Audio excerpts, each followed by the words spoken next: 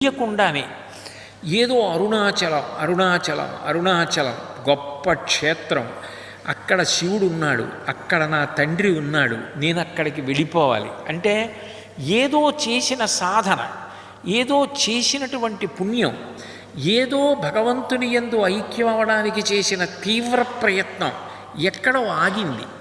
ఆగి ఇప్పుడు అది కొనసాగడం మొదలవుతోంది. అది ఎప్పుడెప్పుడు మెలకువలోకి రావాలో, ఎప్పుడెప్పుడు అంటుకోవాలో అప్పుడు అటువైపుకి ఈశ్వరుడు లాగుతాడు.